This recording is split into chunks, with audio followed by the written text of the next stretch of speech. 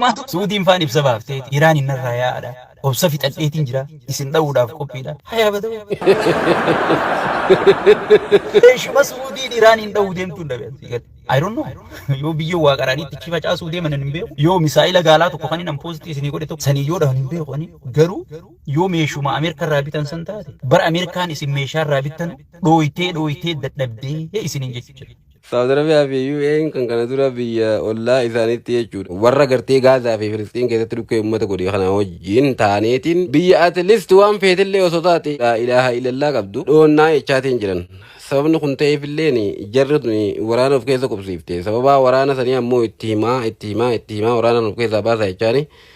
Warri Iraan tarkaanfii irra fudhachuun kan yaatamudha. Egaa tarkaanfii kana hordofee ammaan kana erga gartee dubbiin deddeemte Tiraampiilleen guyyoota kannee fi guyyaan kunillee deemee as ga'e booda lola kana jooyin godhuu barbaadna waan jiru barbaadan. Keessattuu warri akka Dubaay kun faan waraana lafuudhaa leenjifneetiin jechaatiin jiran. Akka hundaafuu Saudi Arabiyaa fi warri Dubaay kun kan takkaa warra Gaazaatiif Filistiin saniifuu dirmachuu isaanii nu dhageeffachiisin. Takkaa lola isaanii irra deemaa ture saniif takkaa humaa takkan dubbatin.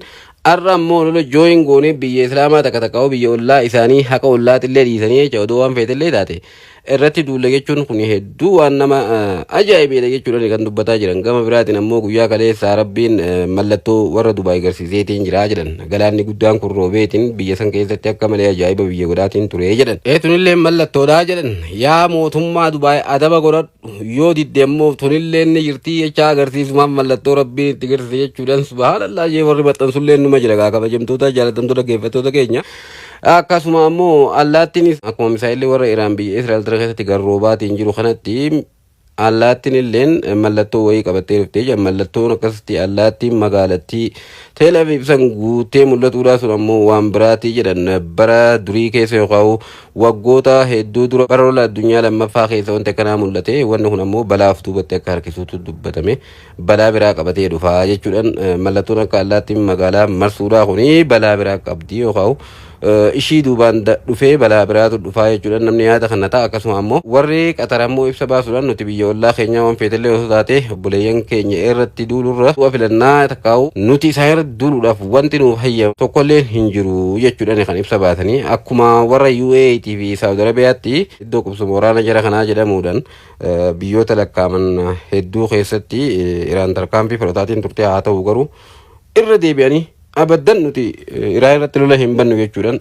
dubbataniitiin jiran haa galatooman. Warri akka Saudi Arabiyaatii fi Dubaay kun ammoo wallaahi egaa hedduu waan fokkottuu hojjetan jechuudhaan namni irratti yaada kannataatiin jira.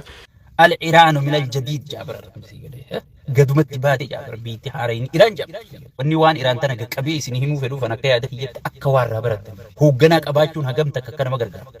Wal dhageeffachuun hagam takka akka nama gargaara. Waliif abboomuun hooggantoota fi kabaju hagam takka akka dhiira si gootu Iraan irraa baratta. Humna qabaachuun hagam takka akka kabajaa si gootu Iraan irraa baratta. Iraan guyyaa afurii balleessina. Guyyaa afur jechuun nu guddatee guyyaa lama balleessina jettee Tiraampi fi qaallichi Israa'el kun khaanii itti gartee baxaxarra jechaa kutanii jechuudha. Yaa obboleessoo meeshaa lolaa qabaatte waa takka nama godhuu kan dandeenye Ameerikaa fi Israa'el Iraan irra garree jira. Lolaa gartee guyyaa afurii xumurra jaan guyyaa afurtamitti fudhachuu jira. Maali kun hundi wal dhageeffachuudha. Iraan jadiida dubbiitti as baafte. Ammanumaatu hayyoonni CNN irra waan jechaa jiran Iraan misaa'illi isiin qabdu bombiin amma Ameerikaan qabdu meetira meeqa dachii keessa gaseentu tagaafa kaan niikuleeraan dhooyine jaan sun itti hummaltuu siin jaan. I don't know akkatti akkasitti dachii qotuu danda'a. Misaa'illi Iraan tuqamuu dhiisii hujirraa hun oollee. Iraan laaffachuu dhiisii guyyarraan jabaachaa dhuftee tooftaa lolaa hunda jijjiirrachaa deemti.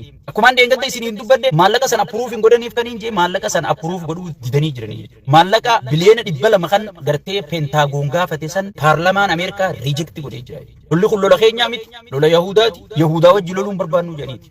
Lolli Yahudaan keessa jirtu gartee hin milkaa'u. Uummanni uummata Rabbii wajjiin lola qabu. Uummata Rabbiin osoo nyaata nyaachisuu Rabbitti kafre. Samirraa osoo nyaata buusuu fi nyaanni kun nu dabbaree hin barbaannu warra jee. Rabbiin itti dallanii. San gubbarraan waan Yahudaan keessa jirtu Musliimni keessatti hin hirmaatu. Biyyummaan Musliimaatu keessatti hin hirmaatu. Yoo hirmaatte biyya Yahudaa gargaarte jedha. Uummata Baayibila irra Rabbi abaare, Quraana irra Rabbi abaare. I don't know gaa Baayibila kan Itoophiyaa kanan beeku warri Baayibila sirri beeku akka uummanni kun abaarsa qabu sirri beekan. Saniifuu jara kanaa wajji lola seenuun tarbiyaa irraa ol aantuu jedhaniiti murteessanii jiranii. Amma Suudiin ni gargaarratti Israa'el gargaartee jedhaniin uummanummaan isii kataa'u. Arab Imireetiin ni gargaarratti Yahudan irra gargaartee jedhaniin. Dubbiin lafee laagaa dangarteetti taate. Amma waan qabuu fi waan gadhiisu wallaaleeti Iraanii wajji mari'an jee qalee gabbee.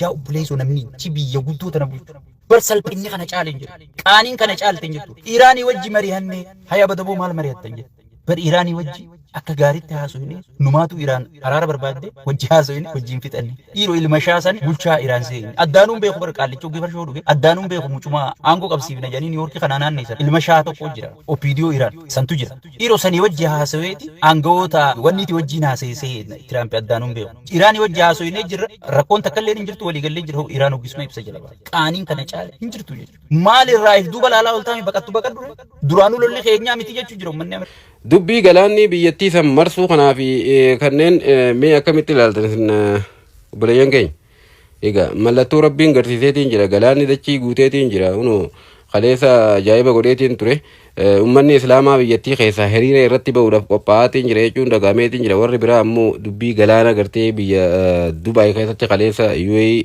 haala saniin guutuudhaa suni yeroomni haala saniin galaanaan biyyattii daaraa gochuudhaa suni akka ummanni irratti hin kaanee fi duumessa samii gubbaa jiru itti garroobsaniitiin humnaa ol bishaan baradoo ta'eedhaa jiru sana gabbuusanii itti caccabsaniitiin akka ummanni hiriira hin baane gochuudhaaf waan kana godhe warri yaada nama tokko tokko ni jira.